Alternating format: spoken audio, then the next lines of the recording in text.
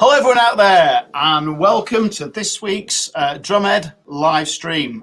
Firstly, thank you for everyone who tuned in last week, which was an amazing success with Ian Matthews from Kasabian.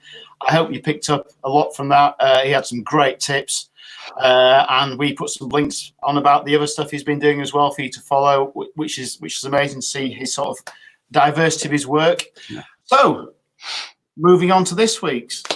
We have with us somebody very special tonight. Somebody we were lucky enough to have in the Drumhead studio before this all happened, and again, he just blew us all away with his playing and just the amount, the knowledge that he had, and the great tips on playing. So he's a jazz and big band legend. Been around on the circuit for, I don't want to say too long, but I'd say 40 years. And it is Mr. and educator as well, brilliant educator as well, Mr. Pete Cater, and he will now appear as if by magic. So here he is. Good evening. How are we doing? Very well, Pete. Very well. How are you? Yeah, pretty well. Pretty well. Good, hanging in there. All you know, crazy times, but crazy times require crazy people, and that's me. That's a great way to look at it, though, isn't it? Great way to look. You got to stay positive. You know, we were talking in the green room just before we went live, the virtual green room, and I stressed very strongly the importance of. I know it's difficult. I know it's challenging. I know it's frustrating, but the importance of not worrying unnecessarily. I mean, if you've got things you really do need to turn your attention to, then yeah, absolutely you should focus on those. But just kind of getting lost in this kind of malaise of kind of mild panic that's going on everywhere. Just, you know, get back to the drums, play some music, and chill out and focus on the future and what we all have to look forward to. Absolutely. I think we were saying earlier again, yeah. You've got to look at it. I know it's a terrible situation, but you've got to look at the opportunities there as well in terms of improving yourself. I know earlier I was playing and Rich said, "Oh, you've been practicing," and he's right. I've practiced more in this last few weeks. Don't laugh, Rich. I've practiced more in this last few weeks than I probably have on the pad for a long, long time, and it's been really beneficial. It's made us try and do different things. We've set this up, which we never probably would have done before. So it's kind of pushed us into doing things which have pushed us as people as well, and helped us, and you know, and we've got great things like this set up for yourself. So yeah, stay positive. Well, in the previous era, particularly in times when I would be really, really very busy, I would often think, wouldn't it be great just to have an empty diary and no calls on my time, so I just could completely immerse myself in the instrument and various aspects of playing and other things to do with music that I'm spending a bit of time with at the moment, and just to have no distractions, not having to get in the car and drive around the M25 or go up to London on the train or jam myself into a tube carriage. And you know, there are implications in this enforced downtime, but there are actually hidden benefits in there as well. People really need to be very focused on the good that can come out of this.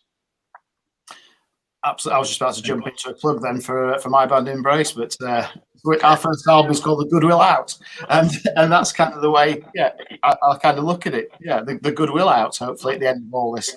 Yeah, absolutely. But I mean, also it's been great to see your series of lockdown licks. You know, you've been doing that daily thing where you're putting out these tips and basically sharing your 40 years of knowledge in the industry with everybody else, which I think is a brilliant thing to do.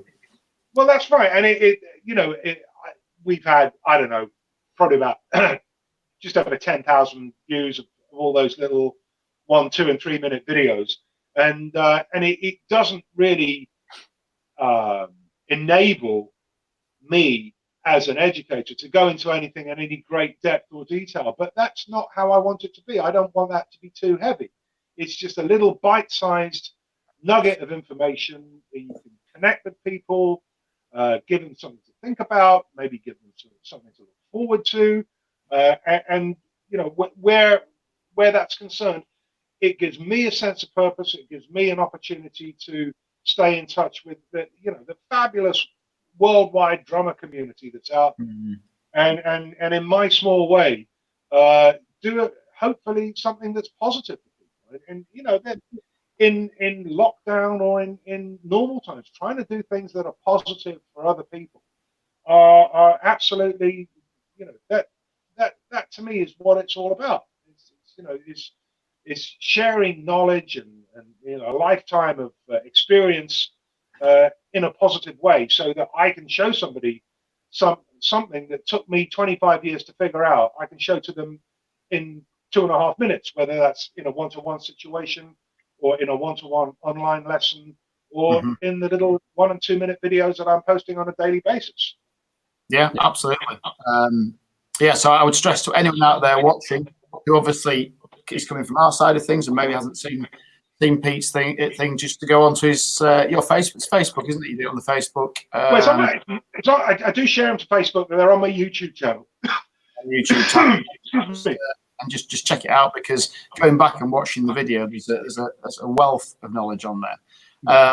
But I know Rich had some things you want to ask. Yeah. So I'll pass you over to Rich and get stuck in some more, because my background, people know watching it, isn't particularly the jazz and big bang at all. As Rich takes the mickey out of me all the time, you know. But there's a great Spinal Tap thing about jazz. But oh yeah, that's right. It's only the same, Mike, as you take the mickey out of me for having tiny drums. Yeah, it's only the same thing. You've got a tiny drum kit. It's ridiculous. Right. Anyway, over to you. So, Pete, one thing we've been talking about with our guests previously is exercises and things that you find really beneficial to you. So, for example, like a warm up. Have you got a specific warm up that you use before you play a gig? No, I haven't. I am. My approach to warming up is kind of a little bit eccentric, if I'm honest. One of the things that I will do is rather than just, can you still see and hear me? Yeah. Yeah. Okay. My screen just went blank. Okay, that's fine. Rather than, you know, sit and do the traditional thing of playing, you know, singles or doubles, what I'll actually do, and I've been doing it a lot lately, because one of the great benefits I've been getting from the change in circumstances is I've been really able to dig into my CD collection, which sits on the shelves upstairs most of the time and just gathers dust. And one of the great things I'm doing at the moment is, rather than putting on a metronome when I warm up, is I'll just put a record on. Yeah. And it's not like I'm trying to play along with the music or anything, but I will just warm my hands up with some music playing. And you know, because why do I do that? Why do I like that? It's because of context. Because when we're playing the drums, there's music going on all around us. So to start my practice routine in that way, with something playing in my headphones here, and just be approaching it that way in a kind of looser, more open and less disciplined way, is I find very rewarding, because you know, it's very, you know, people who have like very prescribed practice routines might be struggling a bit at the moment to say, well, I can't do my 15 minutes of double strokes because I can't see why. And this is why I find that kind of mixing listening to music and doing some sort of simple warm-up, I find that very, very beneficial. And it also helps me with the way in which I like to warm up, which is to, rather than to play rudiments or anything like that, I prefer to actually improvise stickings. And I know we talked about this when I was up with you guys in November. Yeah. I try to stay close to what it is I'm actually going to be doing, when that day comes around again, when I'm going to be on stage with other musicians. My practice is largely geared to reflect what's going to be going on when I'm playing music, and I find that by doing this thing, with just putting the record on and just getting the blood flowing that way, keeps me closer connected to what my role is as a musician, rather than being too kind of academic and in that way. And that's not for everybody, but I find it a very nice way to come back to the instrument every day, and because like all of us, I'm doing way more practice than was the case, just because of having the luxury of available time, and it is a luxury. I think that sounds like, I mean, it's like a almost kind of, to put it in a phrase, like a functional practice. It's got a purpose, like a functional practice to it. Exactly. Definitely. You're working on, if for example you've got this, somebody had this big rock gig coming up, doing some rudiments that are relevant to that are not going to help that. We tailor that and kind of get it to work. So in your kind of world of the big band and jazz and things like that, but potentially, I'm guessing here, maybe a lot of triplet kind of based stuff and little picking patterns. Yeah, swung eighths and triplets are a big part of it, definitely. Yeah. And then to me, that's always number one priority in the sort of practice food chain. That's what I call type 1 practicing, and it's all explained in this book that I published at the beginning of this year. And to me, the type 1 practicing is the skill set. It's the stuff you need to go to work. It's the stuff you need to keep the phone ringing, to keep the gigs coming in. And that's what I tend to prioritize. And then the next layer down from that is the creative development. And one of the things I'm finding really, really beneficial about not gigging is that I'm probably, for the first time in, I don't know, maybe in my entire playing life, I am really getting very, very good at unpicking some pre-learned, imprinted bad habits that I probably had since I was 13 or 14 years old. And the fact that I'm not going out and gigging, getting to work, setting the drums up, sitting down, and somebody goes 1, 2, 3, 4, and in comes muscle memory, and there's some stuff going on in my hands that I'm not happy about, that's been there for years. But this time, at the moment, I've been really able to get way past that, and just inside these very few short weeks, I can see things going on in my hands that were not there before, that I'm happier with, and that are if I can sustain them and imprint them, because the fact that I'm practicing more than I'm gigging, which is it's usually very much the other way around. The fact that I now have the opportunity to imprint these better habits of technique that are going to stand me in good stead when the gigs come back. I think that's a really common theme that we see with working with the guys like yourself and a lot of the other top players in this country, that they're always trying to get better, always trying to improve. Where to me, that's the be all and end all of being a player, is the constant and never ending improvement. I don't want to play anything. This is why I have very little time for the sort of muscle memory approach to practicing, repeating things over and over and over and over till you improve them, because there's always an element of risk that you might be doing something, not maybe completely wrong, but in a kind of inefficient way, that is actually, in the long term, is going to impede your progress as a musician rather than aid and abet it. 100%. It's that, and again, I think that practice has got to have a focus to it. Otherwise, it becomes complacent, and then we tend to find that you've practiced for 20 minutes on, let's say, a rudiment, but you've had your hand in a really strange place, and then that becomes a habit.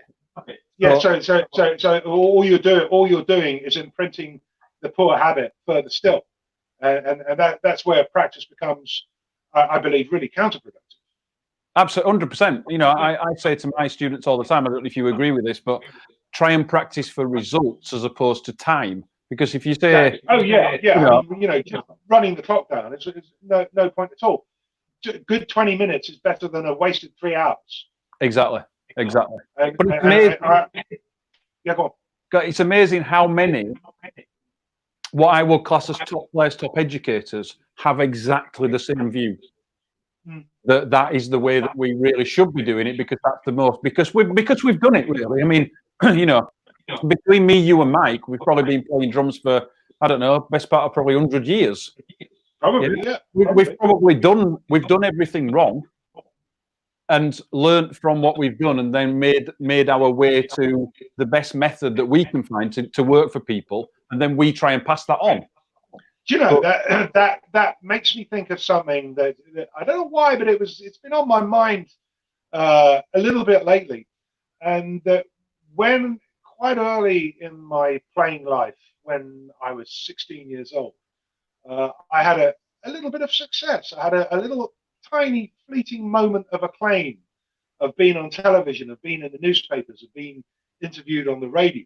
And I thought, yeah, this is it. Here we go. Here comes the career. And it just kind of, after about, I don't know, a month or 6 weeks or 2 months or whatever, everything just calmed down again and went back to normal. And I have benefited far more from the knockbacks, from the rejection, from the adversity, than I've ever benefited from success. Success and acclaim are wonderful. It is such a validation of all the effort you put into open a drum magazine and see your picture in there. But what got me there, what got me to that point, was the fact that it wasn't easy in the early days. I didn't have a smooth path into the industry. I had to work hard, and it was what motivated me more than ever. I thought, well, things are not falling into place for me, a lot of which was my own doing, because I was completely out of step with reality of the times of the early 1980s. I wasn't the right kind of drummer for the industry at that time, because I was, on my big band tip, and there was no career path. There was no viable career path for a 17, 18, 19-year-old drummer at that time, particularly not living in London. If I'd lived in London at that time, things might have been slightly different. Yeah. But up in Birmingham, there was a lot of playing that you could do, but there wasn't any roadmap out of that local scene, which was very buoyant, and I play every night, but there wasn't a roadmap to anywhere further beyond that I could see at that time. Yeah. But it is as I've said before, very common, honestly, through these really advanced players, through these top pros, and through these really good educators, that this is a really common thing, that we keep moving forward. We keep trying to find the habits. We keep trying to break the habits and things like that. So have you got any specific exercises, Pete, that you want to share that kind of help us in certain ways, or you find that have really helped you? One of the thing that's been the biggest game changer for me, to use a terribly well-worn cliche, is a concept in my book that I call dexterity. And what it basically is taking the stickings that you normally use to warm up, for example, like a parrot, but rather than just playing it in, flat, even, recurring subdivision, to take that right, left, right, right, left, right, left, left sticking,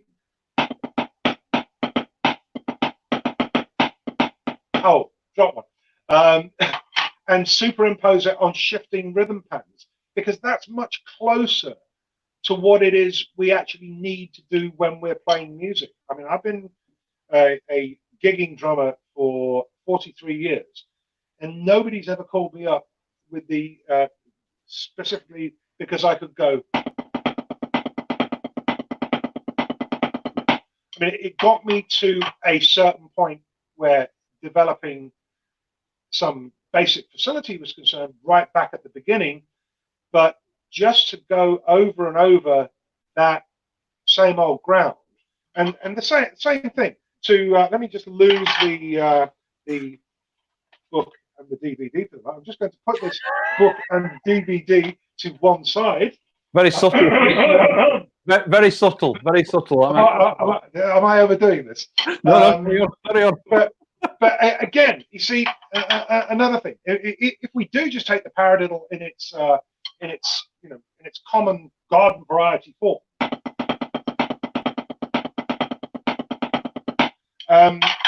we sit down at the drum set if we are fortunate enough in these times to have some drums that we can play on and not just a practice pad. And what do? Every time we do the same thing. We sit and play the snare drum. Whereas why not start on the floor tom instead?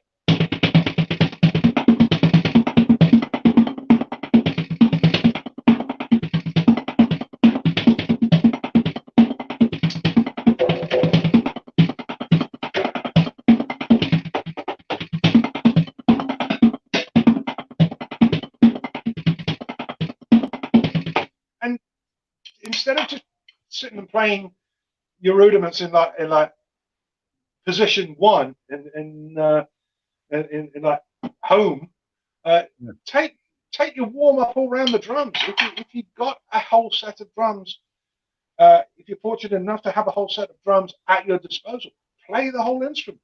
Yeah. And there was one of my I just reprised one of my little riffs from the lockdown licks the other day. One of the kind of strangest and most unfathomable comments I heard from a well-known drummer some years ago was when he said very sagely, "The snare drum is the steering wheel of the drum set." Don't quite understand that.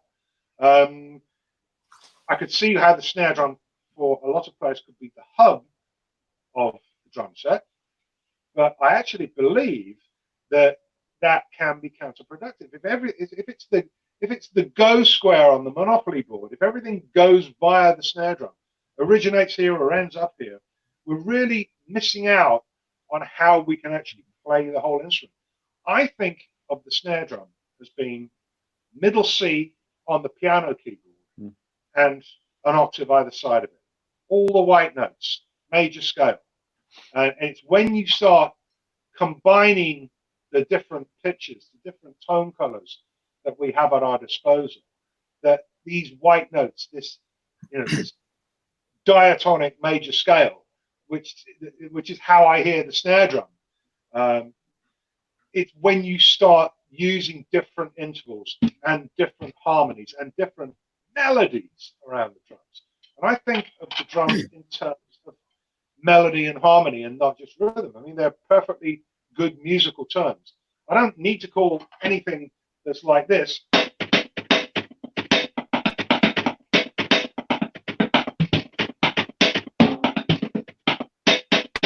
I don't need to call that linear. To me, that's melody. It's different pitches in a line.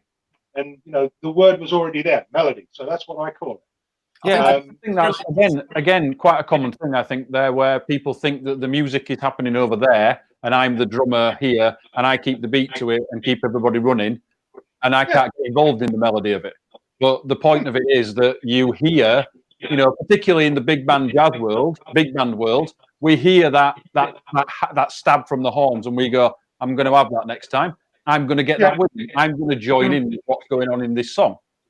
Yeah, and you're going to orchestrate it, just like any kind of phrasing in any kind of music at all. You're going to orchestrate it, whether you do this consciously or intuitively. You're going to orchestrate it using long tones and short tones. Short sound, long sound, high register, low register. You're going to use the note values in terms of the length and also the pitches of the instrument to make what you do. This is, to me, what makes a drummer musical. And you're not trying to kind of squeeze the tom heads and play a melody by changing the pressure on the drums. If you want to do that, then buy a vibraphone. But making the drums relates to the music, and this is not genre specific to jazz. It can apply to any kind of context. Making the drums blend and enhance the music as best you can is absolute, that all day long. That's what I'm striving for. And I could be playing something incredibly simple,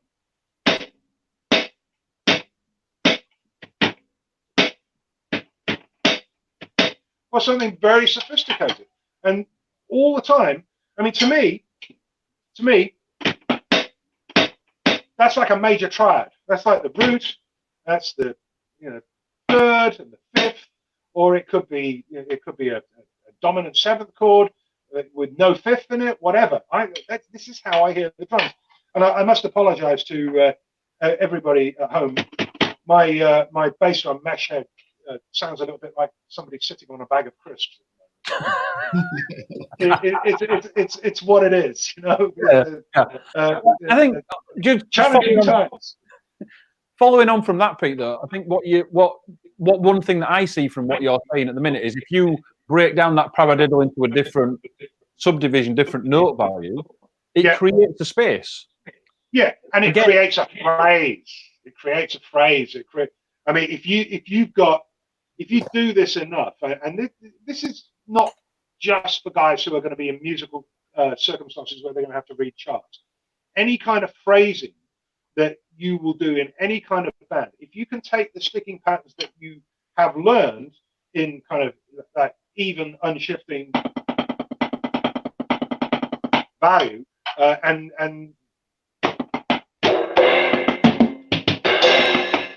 that was just a paradiddle, but it was orchestrated and phrased using different sound sources and a changing rhythm. It's the sticking that you already know. It's just taking it to that other place where it will go from being something that you do with a metronome every morning into something that you can really make use of around the drums. And this is this not the point of it all? Doing stuff that's useful. And serving the music. That's what we talk about this all the time. And having more stuff, more words in your personal dictionary of drumming to be able to communicate as effectively, as fluently, and with as much variety when needed as possible. Because if you're going in and recording some songs for a songwriter and you've got to come up with parts from the ground up, as I think a few weeks prior to everything grinding to a halt, then you need lots of ideas. You don't want just a bag full of beats that you can grind out in the same way in every circumstance. That might be a good place to start. But if the producer or the artist keeps saying no, you've got to have this other kind of creative capacity, if you will, to take all that stuff that you've invested all this time in. And it's a massive investment. All the time that we invest is for nothing if you can't maximize the return on your investment. And by practicing in this way, by keeping an eye very much on the context of playing music, whether it's live in the studio, in the rehearsal room, whatever, then by going at it this way, then you will maximize the return on your practice time. Yeah. There you are. Yeah, because I think from a practice point of view, from my side anyway, I think that a gig, a show, you get on the bandstand, you get on the stage, you get on whatever, you're just performing elements of what you have worked on in your practice room. So if you've worked on 32nd note, 64th note paradiddles, and then you go and do a big band gig, the practice is almost irrelevant because you're never going to use it. Yeah, and this is where a lot of the frustration comes from with practice, because guys do these things in these regimented and sometimes not terribly relevant ways. They think, well, I've done, it's Thursday night, I'm at my band rehearsal, I've done 12 hours practice this week, and none of it is informing my playing at all, because you almost have this thing where practicing and playing become almost divorced from one another, and they shouldn't be. Your practice is there to make you a better musician. It's there to serve you in your attempt to serve the music. So a lot of that, which brings us to type 3. I've talked about type 1 practice and type 2 practice. That brings us to type 3 practice, which is time wasting, and which is the endless repetition of things you can already do adequately. And perhaps, as we alluded to earlier in the show, you could be actually strengthening your bad habits. Yeah. You think, hey, I've eaten 5 Mars bars today. Why am I still putting on weight? It's the same thing. I agree, 100%, 100%. But you know what I'm saying. It's just like looking in the wrong direction and doing things and not realizing that they are actually. It's not like it's worse than a zero-sum game. You can actually make yourself worse by practicing if you're not being very, very vigilant about what it is you're actually doing. People look at me like I've gone insane when I say that to people all the time. I'm quite glad to hear it. People look at me like I've gone insane. End of. Yeah. Is that all the time for you? Totally.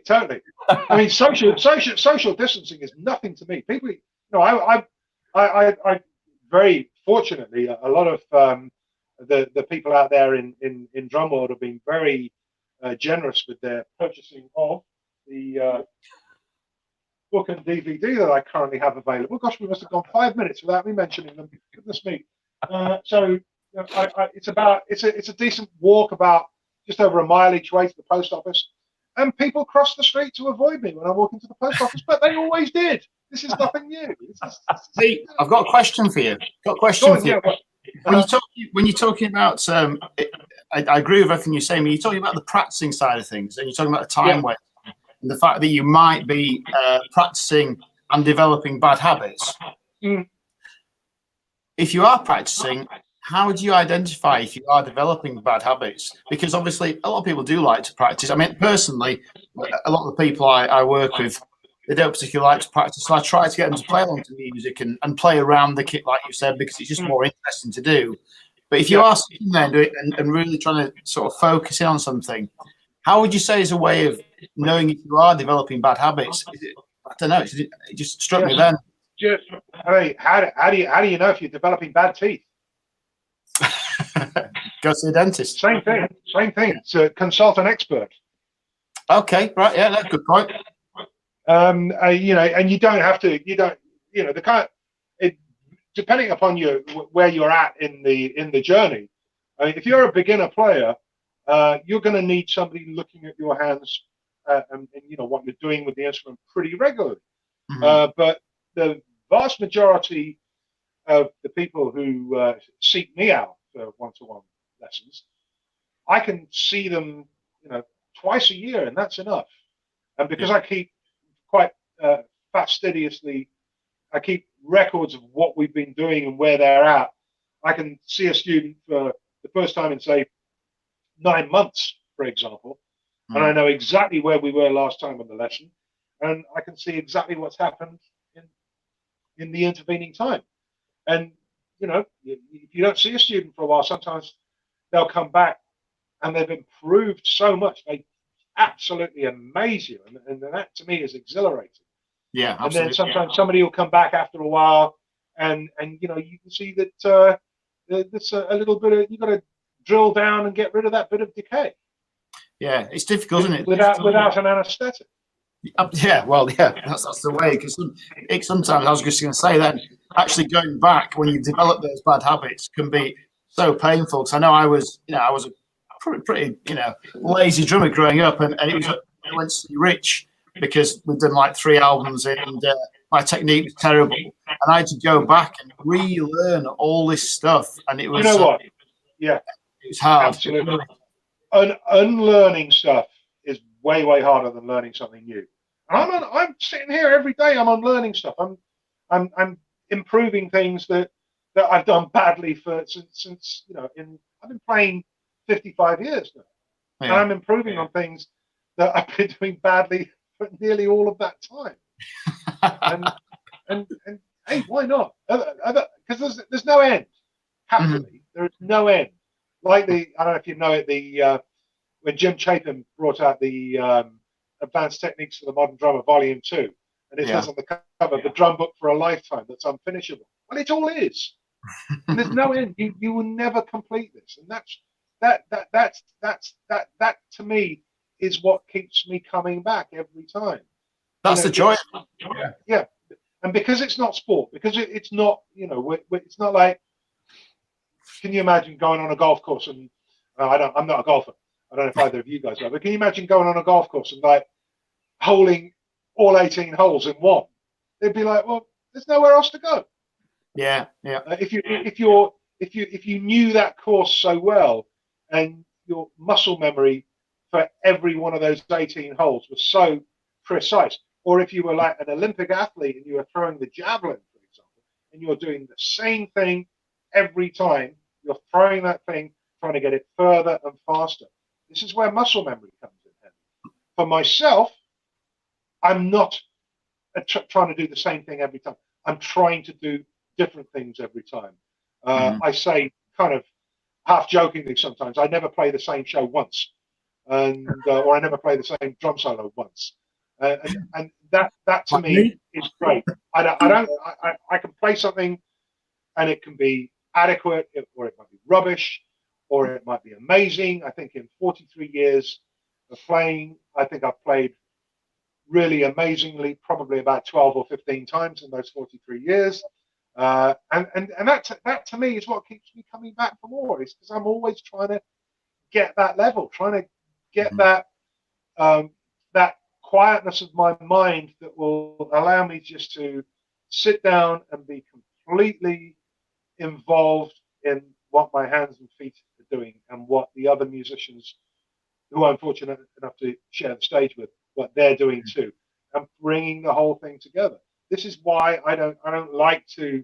I mean, my whole thing is what I call being present in my playing, and this is another one of the concepts that I came up with in the mid '90s when I was doing a lot of playing. I think for the time I was playing pretty well, but I would find myself just putting, pre-learned, rote-learned ideas in the music where they didn't necessarily belong, and without anybody knowing, without it being, I didn't sort of stop working or anything. I just continued to work and play and teach as normal, but without anybody realizing it, I went home and quietly, completely relearned how I approach playing. And I did it by taking the metronome down very slowly and taking a simple rhythm pattern.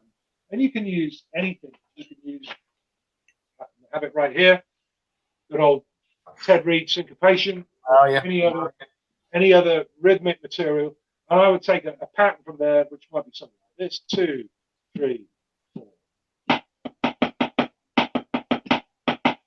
And I'd try and play that pattern.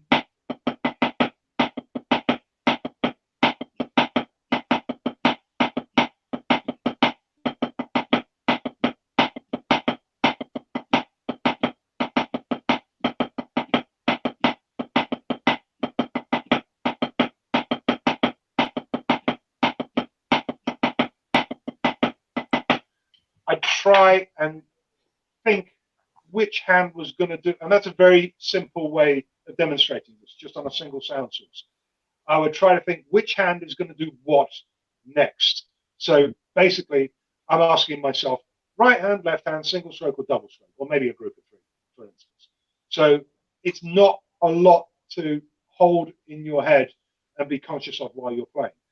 And once I'd done this for a while, really slowly, I really started to see a big change in my playing. That I could play in the moment, I could play whatever I thought of. Because rather than going to work with like a toolbox approach of things that I'd learned, I was going to work and being absolutely present with what I was doing. I was able to play things that I could think of as I was thinking of them. Straight from here to my hands, to my feet, right out onto the instrument. Why did I become able to do that? Anybody care to give me an answer to that? Why was I able to do that? I don't know, Rich. Well, I'll tell you. Let's not waste any time. The reason I got very good at being able to do that is simply this: because I've practiced. You get good at what you repeat. I don't know how many times was Mickey Rooney married? About 8 times. So he got really good at getting divorced. So much experience. He's just an old hand at the game. And please remember that whatever it is you're investing your time in, and I use the investment analogy once again. Marks and Spencer's is down at about 88 pence at the moment, so it's a really good tip. Gotta be careful with your tips at the moment. But I was going to. I was going to jump in because there's been quite a few questions been sort of piling in, and we've tried to sort of hold off because what you say. Go ahead. The gems of information there, all the stuff that you said is brilliant, and I think people should really take it on board because there's some gold there. But people are asking a few questions. I think Russell, he's gone off my screen now. He asked, "What drumming wise? Who was your inspiration as a drummer, basically, when you started?" Well, you know what? That's a really interesting question, and we all, we are who we are. We are born into our circumstances as they are. And you can look around the industry and you can see all kinds of musicians who have got on because their parents were like big rock stars or wealthy, owned record companies or big show business agents or anything like that. My starting life was what my dad played. He was a good drummer. He had good hands, and he listened to some pretty cool drummers at the time, the early 1960s. See, at that time, my dad would have been in his early 30s, and the drummer that he and all his peer group were listening to was Joe Morello.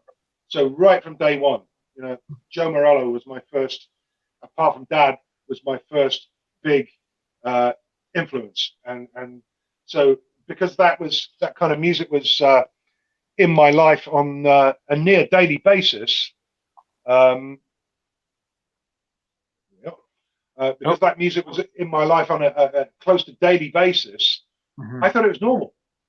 Yeah. And then when I was 4 or 5, Buddy Richards' band came to the UK for the first time, and records like this, at the age of 4 or 5 years old, became very much part of my life. And I thought that was what everybody. I like pop music as well. I wasn't some kind of jazz geek kid. I used to listen to the charts on a Sunday evening on the big old radio like everybody else did. But I thought this was my normal. This was this was my life. This was my this was my silver spoon, even if it's actually made out of black vinyl. This was my huge advantage, and it's the reason why. And this may sound a little bit boastful, but I don't mean that it should. My playing always sounded grown up. The oldest playing, apart from the little thing of me when I'm 15 months old, hand drumming on the dustbin at home, that's on YouTube. The earliest bit of playing, I'm 16, on a local news program, playing my dad's old Silver Sparkle Rogers drum set that I still have. And I'm like 16 going on 45 there, and it's not the way you'd expect a young kid, a teenage kid, to play drums. It's like in a way it's kind of a bit weird. It's really old, but that's what did it. That's what got me, my direction. And it would have been kind of cool maybe if Dad had been a big rock star and we had some massive mansion in Surrey or something, but we lived in a nice detached house in Sutton Coldfield instead, and that was fine. And not everybody is as lucky as I am. Not everybody gets that start in life or has that stable home environment, and we all react to things in different ways. But I am the kind of drummer that I am because of those formative influences. You know how small children soak up information like a sponge. Yeah. And it's because I was, facing that music, hearing that music regularly at such an early age that it's had such a profound impact on me and given me, for better or worse, some sort of direction in my life, which you know, it's a great grounding, a great start in life, you know. Because I wish I'd listened to, because my dad had similar influences. He did a bit of drumming when he was at school, but and that's why he got me into drumming, because I wanted to be a guitarist, and he bought me a drum because he hated the fact that I liked I liked electric guitars. So that's how I fell into drum, and rather than following his jazz-based influences, I dived straight into Sex Pistols. And hence my simplicity of playing came from there. And I wish I'd have had more of that, you know, diversity, really. It's that's the way it is, though, isn't it? You know what your parents do. You either kind of follow, you know, your DNA takes you along the same pathway, or you go in the complete opposite direction. And it's, you know, we are happily all different. It didn't make me a great drummer, but it was interesting. But another question. Let's take another couple of questions. Obviously, sure. Moving on. Here's an interesting one. And this is from Clive, and he says, "What is the hardest thing you've ever learned as a drummer?" The hardest thing in all of drumming. Yeah, that's interesting. I have been asked this before. The hardest thing to do in the entire world of drumming, I think, is picking up Terry Bozzio's cymbal bag. Okay, yeah. But to come back to Clive's question, seriously, I don't know. I don't think of it in terms of difficulty. I think of it in terms of, you know, attainment and hitting targets and just getting my traditional grip in my left hand to really work the way I've always wanted it to.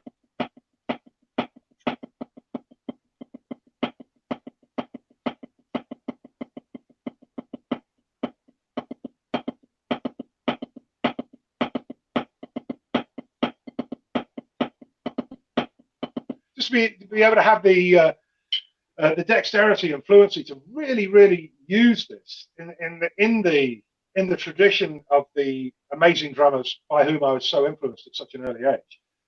It's just been, it's like an ongoing quest, and I'm better at it this last 6 weeks since we've been in lockdown than I ever was before, because it's given me the time to take some things that I've known about and I've had occasionally opportunities to work on over the last, I don't know, 20-25 years or so, but really, you know, put them under the microscope and really spend some time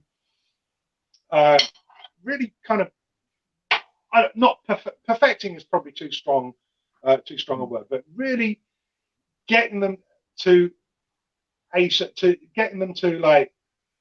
the point of achievement in practice. What do I mean by that? What is the point of achievement in practice? When there's something that you're trying to do, and you know that 19 times out of 20, when you sit down at the drums, you're going to nail it. That's when you've got it right. And if your practice is not getting you those kind of outcomes, then something's maybe needs some attention in your playing.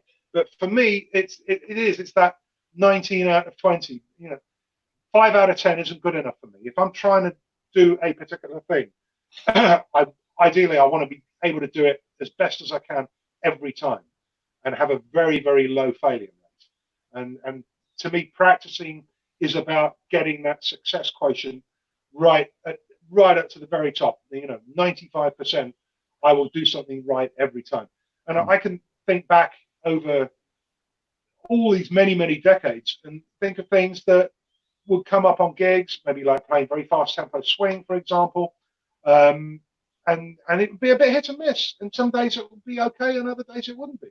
So what I did with that is I went back to it and I reworked it and looked at different ways that I could develop the technique and improve it, so that now when I sit down at the drums to do that, it's there all the time.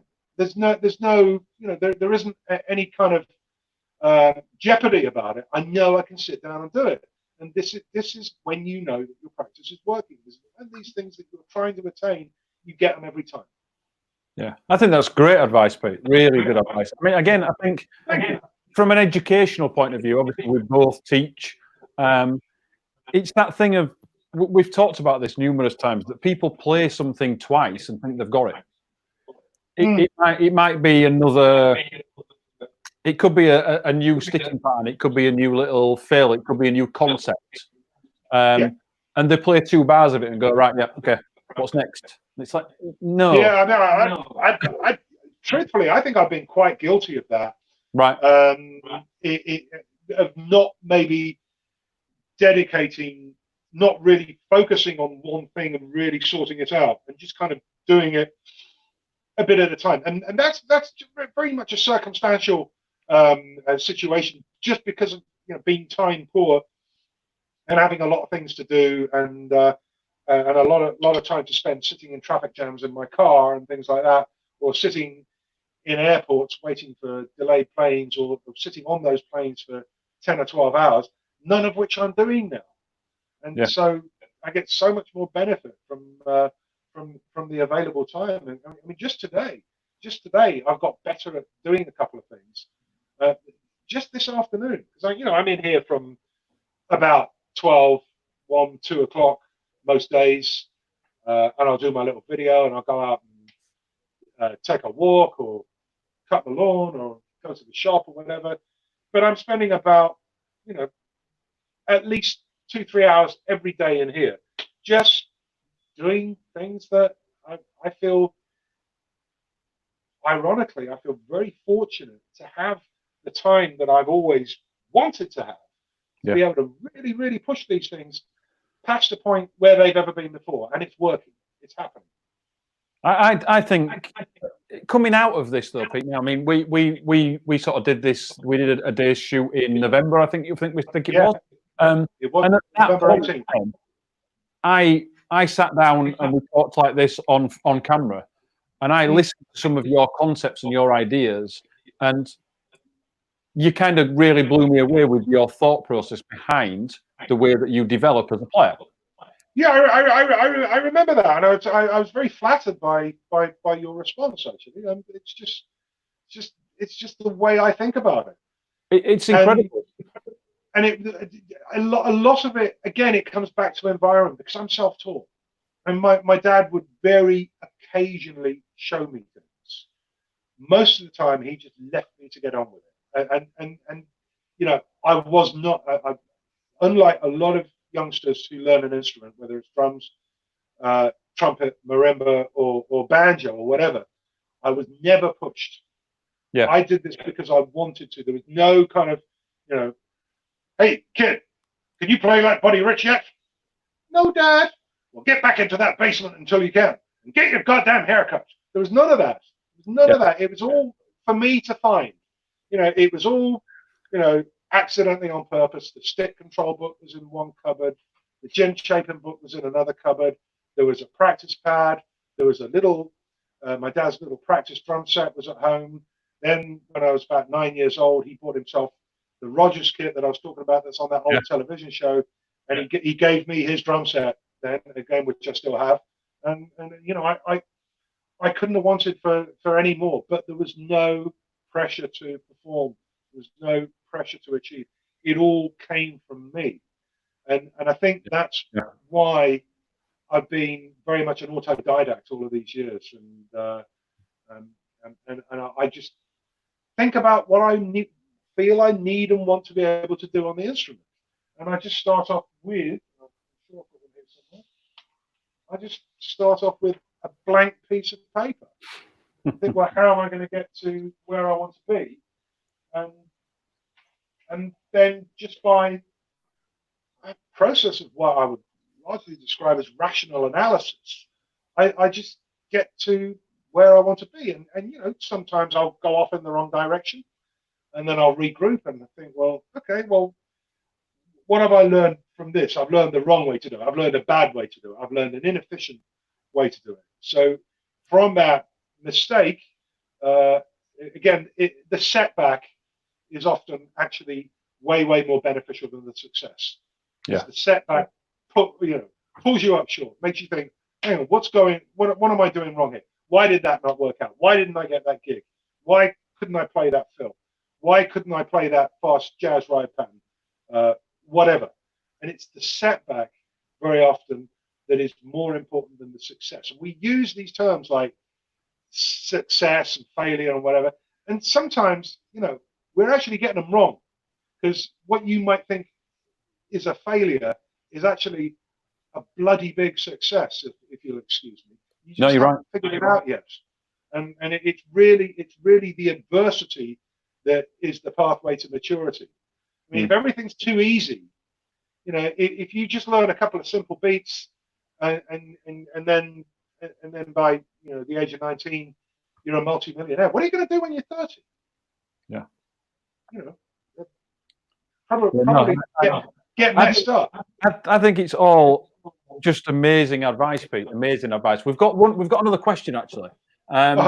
What do you have a favourite snare drum that you've had for many years, or one that your go-to drum? What is? Do you have something like that? I do actually, and I probably shouldn't say what it is because it's not the brand I endorse. I've been very lucky to be involved with the guys at British Drum Company for several years now. But I do have a couple of. There's one particular snare drum, and I'd always wanted one. I first played one that belonged to another drummer when I was about 17, and from that moment, I wow, this plays better than anything. And I never managed to track one down until about I think it was 2006 that I finally located one. And I'm because I have an artist affiliation with a drum company, which I'm very proud. I'm not going to say what the drum is. Okay. But it shares its name with a famous horse, a famous fictional horse that children often read about. Are we there? Yeah. Have we fathomed that out? Of course we have. Yeah. Okay. Well, that's great. That's great. I mean, I think everybody's got that particular thing, haven't you? That you just we all probably have. We probably all have too many drums, to be honest. I have. You can't see them in this shot, but just the other side of where my camera is, there's just like mountains and mountains of drum cases. Yeah. Weird. Yeah, I know. Some more over there as well. Sorry, a bit noisy. Yeah. No, it's fine, mate. It's fine. Yeah. So, Pete, is there anything else that you want to? What's that? Okay. I think I know what we're saying. Anyway, is there any other points that you want to put across before we kind of start to wrap this up a little bit? I think we've got. Not really. I mean, as always, just like back in November, and I'm very much looking forward to seeing the stuff that we did that day. Just like back in November, it's just great to be together, albeit in cyberspace with you guys, and just what you're doing for drums up there at Drum Ed, and the great rapport that people like me can't help but get from being with guys like you, and getting such a very free-flowing discussion going here. And I hope anybody who's being kind enough to tune in this evening has got something from it. I hope it's been beneficial for people who are watching us. I mean, the other day I actually watched the Graham Norton show, and it was like this. They were doing like a Zoom meeting, right? It's like a primetime television show. And do you know what I thought was really interesting? And here's something that's just been really tickling my fancy for the last couple of weeks now, while the television is where it's at. When they haven't got their really expensive, lavish sets, and their PRs and their hair and makeup and their designer wardrobe that they've been loaned for the television, and the sycophantic audience being whipped into a frenzy by the floor manager. I'd rather watch drummers on like Zoom meetings and stuff like this. It's way better than television. I must We are admit, the new normal, guys. Drumhead is the new normal. I've watched a few things. I couldn't agree more. Suddenly, all these shows that were quite interesting have become really dull. Yeah. It's amazing when all that artifice is stripped away and you're just left with the talent. It's actually not a whole lot of anything. I'm very eager to ensure that we don't have any questions that go unanswered. So, is there anything in the inbox over there, or have we got everybody taken care of? But what interestingly, when you mentioned seeing the stuff that you did when you came up, well, just as a blatant plug for us as well, we've just launched the website, drumed.com, and you can go on there and you can find Pete's stuff on there. So there you go, and it looks mighty fine. So there you go, a blatant plug for us as well. Right, sounds good. Right, any other questions, Richard? You got any other questions? I think there's just one about your left hand technique, Pete. That how long have you been working on your left hand? Have you always played traditional grip, or did you play match? Yeah, totally. When as I said, my dad didn't show me a lot, but I remember being about 6, and I was sitting messing around on a practice pad and holding. I think I was probably holding the stick something like this, which if you know anything about, because I'm right-handed, if you know anything about the development of fine motor skills in small children, you give a young kid, a right-handed kid, a pair of drumsticks, they'll probably hold them like this. And he said, look, if you're going to play, you're going to do it properly. You've got the old Gene Krupa drum method out of a cupboard and opened it up at, I think, page 7, and with a photograph of Gene's hand with the traditional grip, he said, right, do that, and went back into the other room to watch Z Cars on the telly or whatever. And in about, I don't know, 15 minutes, Dad, oh, what do you want now? Is this it? And that was it. And it's been traditional all the way, all down the years. And I'm constantly refining it, finding new and better ways. I would say just in the past year, some of the things I've added to it have been really, really helpful. But then if you'd asked me that same question 18 months ago, I would probably have said to you, just in the past year, some of the things that I've added to it have been really, really beneficial. And if 2 years prior to that, you'd asked me that same question again, I would have said, well, some of the things I've added to the traditional grip in the last 12 months have been really beneficial. So it's ongoing, it's never ending. And what you do and get right becomes the foundation for the next thing that you're going to do. Yeah, absolutely. And again, do you see from that, we're just talking about the left hand and how it appears to have developed and you change it. Is that something you're finding now, as I am? I'm having to change a little bit the way that I'm playing as I'm getting older because my body's changing. My playing's got to change. I can't still play the same as I did when I was 18. No, I honestly, touch wood, I haven't noticed. I am a bit really. The one thing I'm missing is the gym because every day that I could work around my work schedule, I would go to the gym for an hour every day, and I do miss that. Just from the sort of cardiovascular fitness and endurance that it really helps with. It just helps me to just be relaxed. I think it's good for your mental state as well. I mean, I try to go for a decent walk every day now.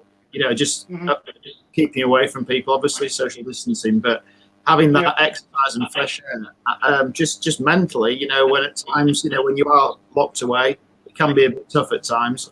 And I find just doing that, getting fresh air and being outside, just for a little amount of time, we're allowed, just makes a huge difference from my mental state. So, and therefore, definitely a positive thing to keep on top of.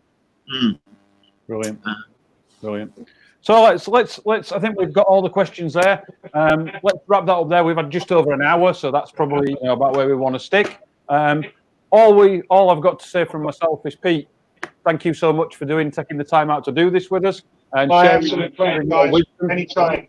To anybody else watching, obviously go check out Pete's stuff, his book, his DVD, his YouTube channel. Please check out all our stuff, Drumhead, Facebook, Instagram, all these, the website, drum-ed.com, Vimeo on demand, all those things now are available for you.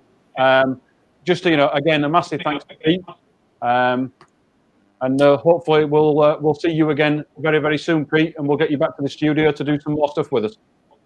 I love that very much. I look forward to being able to do that. And also, people, just to let you know, over the next couple of weeks, we've had with Pete this week and with Ian last week, it's been fantastic. We carry on next week. Next week we've got the magnificently hard-hitting Russ Gilbrook coming in for a session to give us his views on his sometimes alternative views on rudiments, and then the week after that we are very lucky to have Mr. Steve White coming on to spend an hour with us as well. So we've got the next 2 weeks of guests lined up. It's been brilliant for us. I just hope it's as good for all you guys out there as it is for us. And if you like this, subscribe, click on our YouTube. Click on the YouTube bell, as they say. Don't know why they couldn't pick something else, but anyway, it's been amazing. Any final last couple of words, Pete, from you, or? I just wish everybody well. I hope everybody stays safe and healthy, and keeps focused on the music and keeps focused on the future. And when we can all be out there at a gig or a drum event. Remember, when we come out of this, what's really going to be important is those small venues. Don't worry about the billionaire artists who fill up sports stadiums. They'll be fine. But think about your small venues, the pubs, the local arts centres, the small theatres, the jazz clubs, the alternative clubs, the indie clubs. Support those small grassroots level venues, because they're the ones who are going to find it tough to survive when, if and when they're fortunate enough to come back. So we're all, as a community, we've all got to come together and support one another as artists, buy other people's records. I've been, in a kind of jocular way, plugging my book and DVD this evening, but support independent artists. If you've got just a few pounds to spare, go online, find somebody you like, buy their album, whatever you can do, because the independent music sector is really going to need your help.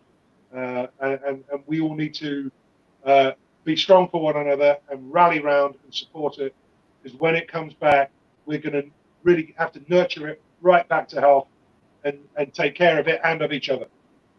Wise words. Wise words, Pete. Very wise words. Okay, well, with that, I guess we'll sign off from us three. Stay safe, and we'll see you all next week. Take care, guys.